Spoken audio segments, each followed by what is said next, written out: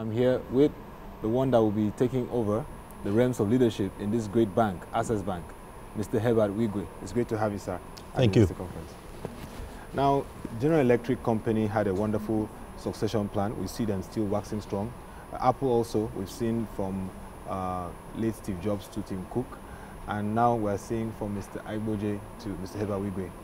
Tell us how formidable this is, because Access Bank is now a first-tier institution.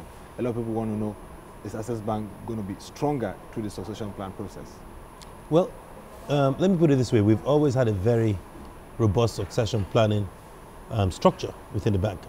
And succession planning is not only about the CEO, it's about all the key positions in the bank.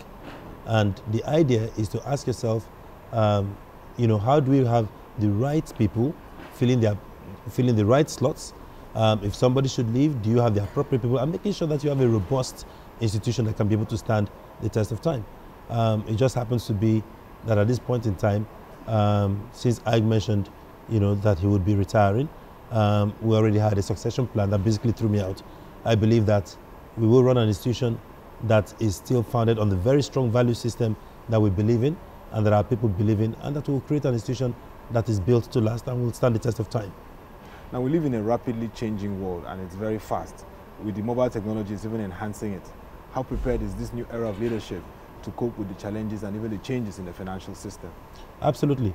I think the past 25 years, mankind has been able to find out much more about itself than from inception.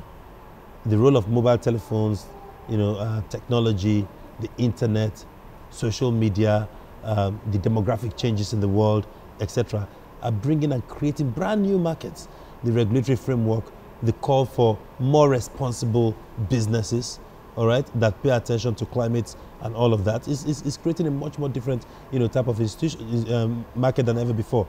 So leaders today need to be very conscious of all of these changes and create institutions that actually do predict these changes and will be able to stand the test of time. Technology is changing every day, every week, every month. If you go into an Apple store, in New York or in any of the major centers internationally, you would see what people are doing with technology. And in banking, I think certain things are going to happen over the next couple of years, over the next year, 2, 3, 4, 5 years. Mobile banking is here to stay. Mobile commerce will follow. Mobile money, things like that. And it would all help, because in the spirit of more responsible businesses and reaching out even to the hinterland by way of financial inclusion, a lot of people would have access to banking services. So if you retain your model in the manner in which it was before, by definition, you will lose market share. Because what would then happen is that your competition will go deeper into the markets and get people.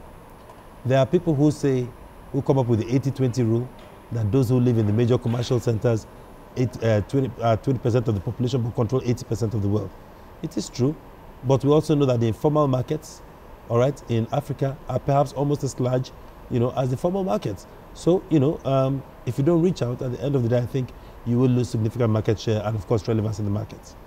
Like I mentioned earlier, GE and Apple today, when you look at Jeff Imelt and Tim Cook, they have a lot to learn from their predecessors. Yeah. What are those valuable things you learn from your predecessor, Mr. Aigboje, that are there that would really be like a model that you continue to sustain? We got into the bank at the same time, but Aig is definitely one of the greatest corporate leaders this continent has ever produced. Having a shared vision, not just what you read in management books, having a common value system that creates the DNA of the institution, having a team that absolutely believes in those values, truly, all right, are some of the critical things that basically ensure you have an enduring institution. I think we've built one of those kind of institutions. I think we've been able to show that no bank that was our size in 2002 exists in name today, all right? That must say something about the institution. I think that those values which he and I have created and have lived and have taken over are things which I will pass on to generations of Access people. I think we will create one of the most formidable institutions in this continent.